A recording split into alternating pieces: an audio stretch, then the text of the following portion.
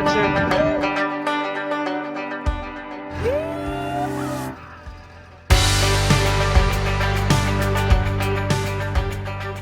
right, well, welcome back to the Farm Life Show. I'm Blaine with Seven Sons, joined by my older brother Blake, who manages all the production here at Seven Sons.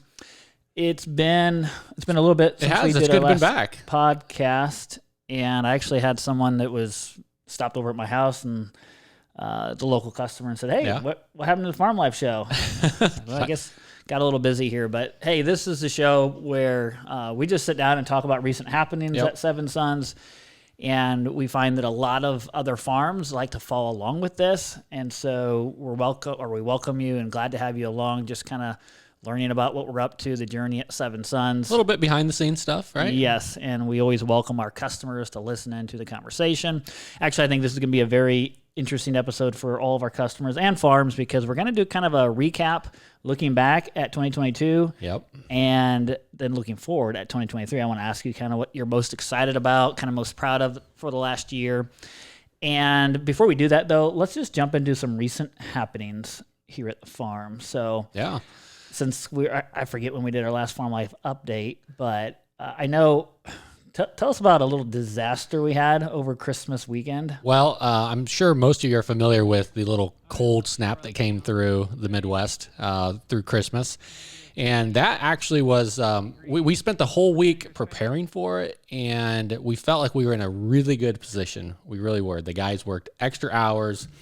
Just to give some perspective, how cold did it get? And it was like negative 13, 14, and then the wind chills made it, negative 30 plus. So strong winds. Strong winds. It was really, really cold. It's probably the coldest I've been doing chores before. Like back in 2014, it got really cold. We had a really. What was the last time we hit these kind of lows? I think it was in the 2014. Yeah, so it's been a bit since we've been that cold. So, and our farm has changed a lot. It has. It's grown, and so it was more animals to take care of. It was a big test for us. So yeah, you guys spent like the entire week, like you said, getting ready. Yeah, that was our big project, was just getting ready for the cold snap, and I felt like we were completely prepared, and I don't know what else we could have done different. But we did have a little bit of a challenge with the eggs. The sheep did really well. We put them in the woods down in a low area. We brought hay down to them, so they were really in a good place, secluded from the wind, and they weathered the storm really well. If you're a customer listening, you do think of like animals out in that the day and night. We don't take them to barns. Yeah, but I mean, this is what these critters have done for thousands of years. And as long as we're raising hardy genetics, they are fine outside. And something we'll do is we'll just open all the gates to all the pastures and fields and just let them go, and they will find the warmest spot on the farm, guaranteed. Because it depends on what way the wind is blowing. And it can change. That changes. So, and we just take hay to them. But the chickens, they were in the winter greenhouses. We were all prepared for it. And some things that usually go wrong didn't. We were really prepared for the water line to freeze, and it didn't. And then some feeding and things like that, and keeping the driveway open to get accessible, that went okay. But the actual eggs freezing, that was something else. That was the challenge. We've never had this before. Matter of fact, so this happens, this cold snap, extremely cold weather came in right over Christmas weekend. Yeah. Because typically every year what we like to do is, if it's warm enough, we will skip egg gathering on Christmas Day to give the team and ourselves a day off, and we'll come in the following morning and do two egg gatherings. We'll gather in the morning, and then we'll gather again in the afternoon.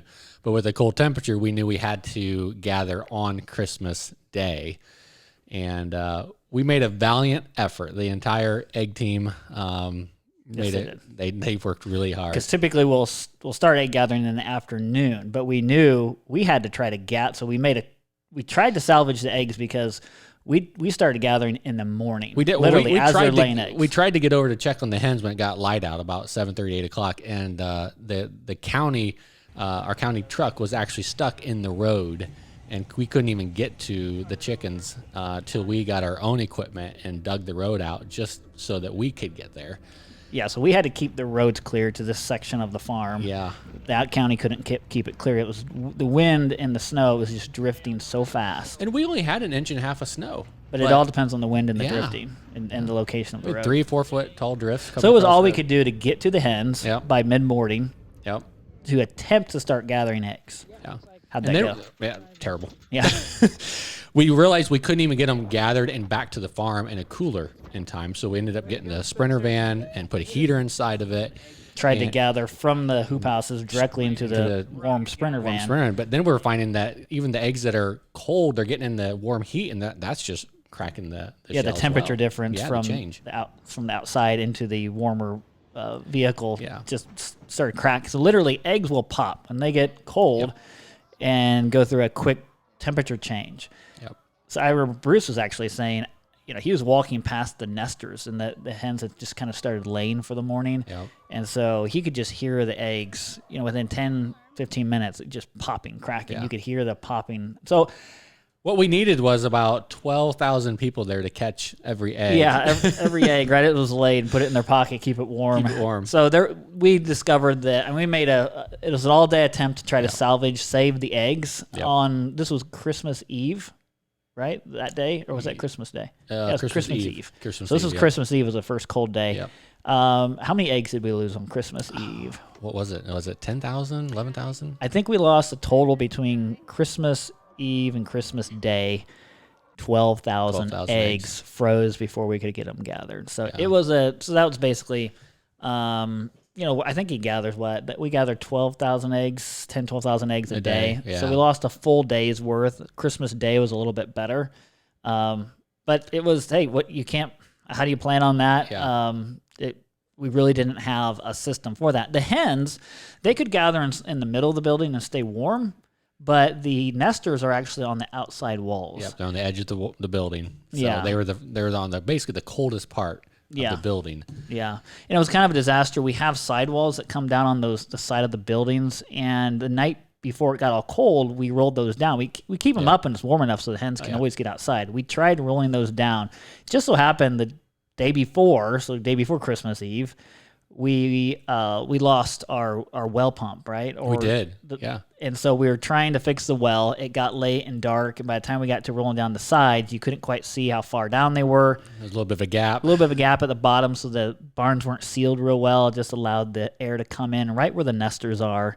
So it was like a perfect storm. It really was. I totally forgot that the well went out on that farm. Yeah, the well went out that day the day before. So that was Christmas weekend. Hey, that's life on a farm. Life on a farm. You just take what you get. You try to plan, Yep. and that's what happened. So, anyways, we did something fun. So kind of moving to the next recent happening. We did our staff-wide Christmas party. Yes. We actually did about 2 weeks into the new year. So we just did that last Saturday here. Yeah. So January, I think it was 9th that we did that. So it's always fun. We clear the entire warehouse out and move all the pallet racking and conveyor stuff and make room and clean it up. And Our farm team is, we're so diversified here. There's a lot of the team members that don't really work together. I see, if someone's packing orders inside the warehouse, someone's helping with livestock outside, you don't always cross. So it's a great time, I guess what I'm saying, for the entire team to get together.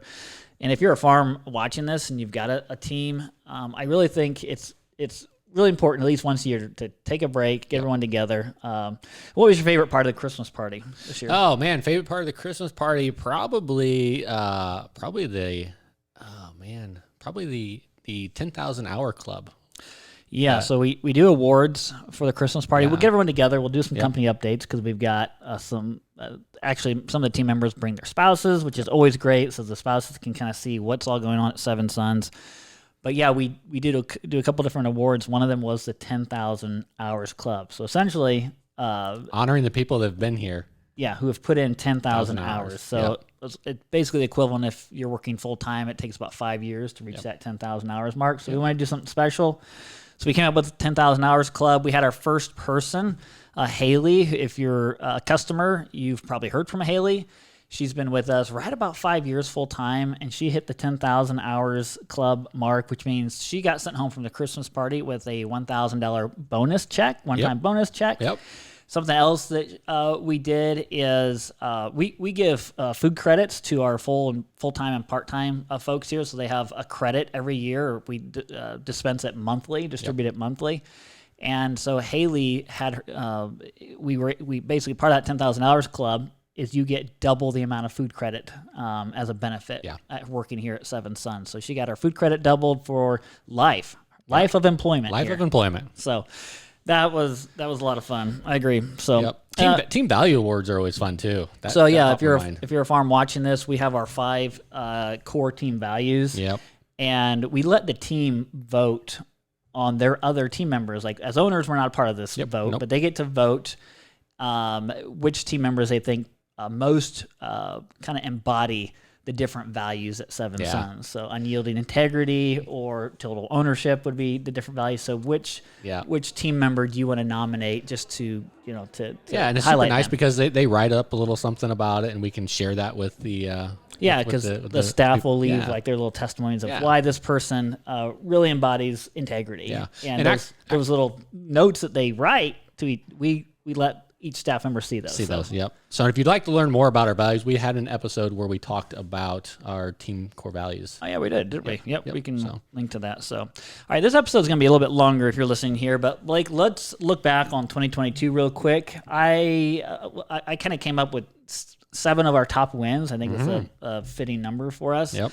We can just kind of rapid fire through those. Before we go down that list, Blake, real quick, what are you most proud of or excited about when you look back at 2022? What stands out to you? Probably the most exciting thing is that we were able to, the farm team was able to complete and build 6 miles of fence and maintain everything else that was going on. So to have a huge project like that and then keep everything else going, and not just going, but going good. Yeah, they were able to do that this year, and I was really proud to see that happen. Of how hard they worked and just they owned it. 6 miles of fence is a lot of permanent woven wire fence to put up. It was permanent fencing. Yeah, for a 2-man crew and to keep everything else. Who running. did most of that? Joseph and Ben, and then Ethan helped out as well. So they were kind of part time on that. So equivalent of about 2 people full time. So yep, kudos to them. They did a good job. That's a lot of work. And they were under a timeline. So, and this actually brings us to win number 1. I wanted to toss out there.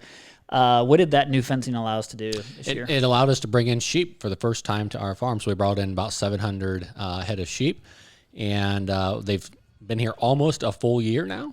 So they are now officially, I would say acclimated to our farm and fully accepted. Yes. So, yes. Wasn't without its challenges. We were learning a lot. Learned a lot, but it was a big win to get them here, to get through the first lambing season. We've learned so much just about taking care of sheep and just the different ways that they graze and how to incorporate them with cattle and the chickens and the pigs. And so it was good. The guys did fantastic.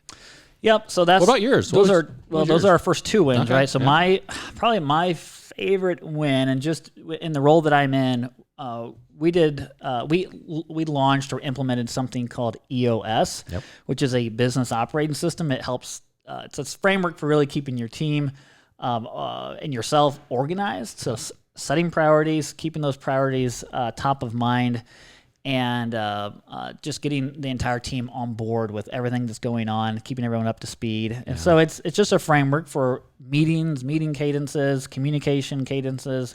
The timing of learning about EOS and implement it in our business was just phenomenal. I would hate to think about waiting another year to implement something like that. Yeah, it really, and the team really loved it because now they feel much more clued in. Yeah. And we're able to delegate more to the team. So if you're a farm listening and you have a team, couldn't recommend EOS more. So I was excited about that, kind of a nerdy win there. That is real behind the scenes though, right there. Yep. So there's that's 3 wins there. 3 wins there. 4th win would be, and I always bring this up to the team at the Christmas party every year.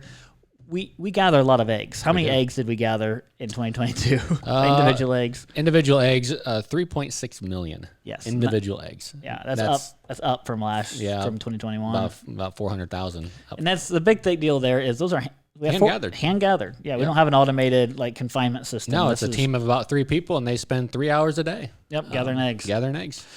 And then our win number, I think it's, what are we at, 5 here? Yeah. We launched Fresh Egg Company. Yes, we did. This year. So super proud about that and the team behind that. So it's cool because we wanted to give our customers who order online and buy our meat products a way to also access our eggs. And you can't get a fresher egg than at Fresh Egg Co. So, no. I mean, in comparison, these are getting gathered. They're laid and gathered and shipped out to customers on the same day. It's kind of a 24-hour process there. That's a real challenge to get eggs out of the door that quick. But we want to do something fun and cool for our customers, because if you go to the grocery store, the pasture-raised eggs in there, they actually move pretty slow in the grocery store. So those eggs can easily be 45 days old by the time you actually buy them, let alone use them. So we're excited about Fresh Egg Co., kind of a new innovation, something we're still just refining. But we have 1,000 Fresh Egg customers, subscribers. Do we really? Yeah, so we hit 1,000 right at the end of the year. So thank you all for those that are participating in that. The sixth win, Blake, is Farm Fest. Yes. Farm Fest. We had 2,300 people come out and join us for Farm Fest, and that was a fun day, a hard day. But you talked about getting the whole team together, and like during Christmas, this was another team building exercise where the entire team comes together. They all work hard to put on this one-day event. All this effort goes into one day. I mean, it's it's months worth of planning. From the team. Yep, and then on the ground getting ready for it. It's a week worth of planning, and then a couple days of cleanup afterwards. But totally worth it. And we really enjoy it, and we enjoy inviting people onto the farm. Yep. And sometimes it's their first opportunity to come to a real working farm and see kind of the behind the scenes of how their food is being raised. So, and one note on this: typically in years past, we only did Farm Fest once every 2 years, sometimes once every 3 years. We've been doing it year to year or back to back for the last couple of years. Yep. This year, we're going to take a break. Yep. The team, our family needs it. It is a huge event. It's a lot of work. We love it. It's super rewarding. But we're going to take a break in 2023. And plan is to be back with Farm Fest in 2024. So don't panic. If you enjoyed Farm Fest, you've been here before. Yep. Something's going to come back. It's just, it'll be good to take a little break, though. Yep. So. Yep. Our seventh and final win, Blake, I totaled up. Altogether, we served 10,000 families with regenerative foods. So, big thanks to our customers, to our team, our partner producers. This is just a big team win to be able to affect the food industry the way we have been able to, thanks to our customers and their loyal support. So, all right, 2023. What are some of the big changes? What's the theme kind of for this year, if you had to put a theme to it? Probably just I would put it, if we could put the theme around the idea of just maximizing and just being efficient and just kind of slowing down a little bit. Yep. We've been really going strong for the last 3-4 years, and it's been great. But at the same time, you need those. You just can't go at this speed the entire time. So you need those years where you kind of level off a little bit and rest to move forward. Yeah, rest to move forward. Take a little bit of a break. So this year, I'm excited for the fact that we are going to take a little bit of a sabbatical for the land, and we are going to not have any pigs or cattle here on the home farm for an entire year. And there's a couple reasons for that. One is we want to give the land a good rest. That the idea of that sabbatical. You use the term sabbatical. That's actually a biblical term and concept, to give the land a 7-year or a rest every 7 years. Every 7 years, yeah. We haven't done that. We've never actually done a land sabbatical before. And this isn't a full land sabbatical. We're still going to have the sheep and the chickens, but the idea is we're taking the bison. We're taking the majority of the high impact animals off of the land for just 1 year to allow the different species, the chickens and the sheep, to graze and just massage it really softly. And thankfully we can do that because of our strong partnerships of producers that we've been coaching and working with and helping over the years, that have been helping to supply us with products. So that's going to be great. It's also going to allow the farm team to be able to really focus on the sheep this year as well.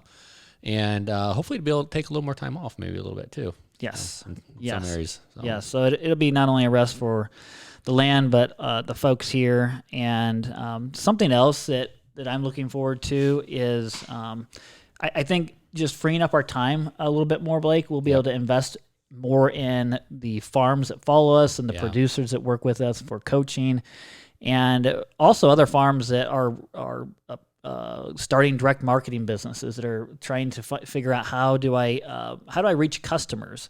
We're going to host a workshop here at Seven Sons. You have one coming up, don't you? In I think it's March or April. We're going to bring 20 farms to here at Seven Sons in Roanoke for an entire 2-day workshop where we will just share everything that we have learned about building a food hub and connecting with customers. And so that will be a lot of fun. It's completely sold out. We opened it up and it sold out in 2 days, but we wanted to keep it to just 20 farms. That way it could be intimate, very meaningful, lots of time for QA and interaction and you can tours. have that intentionality with the smaller group like that. Yes, we will do another one probably in the fall, if not sooner, because we had a lot of folks that really wanted to get in on that. So that will be exciting. So again, we're just freeing ourselves up to do more give back, not only to our land, our customers and our families as well. So, Blake, you guys are heading out this quarter on an extended vacation with your family, which will be great. We are.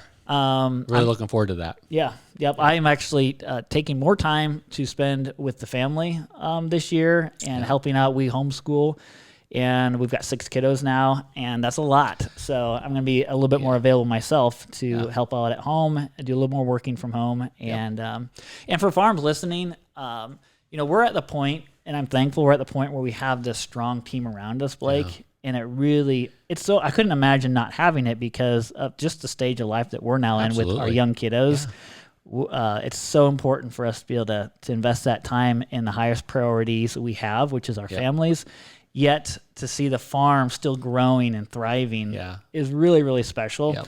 And a lot of times it's a mindset. When I'm talking to other farms, when you're just starting off, it is just you doing everything. Yeah.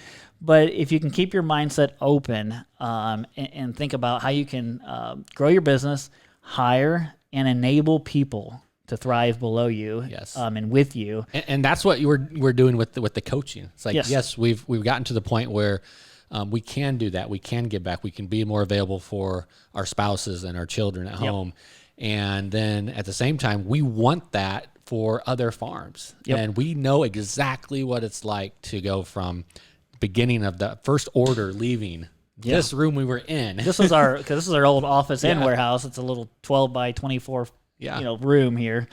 That first order to now where we're at now to where we have we have that freedom to be able to give back. And I you and Brooks have put a lot into the coaching.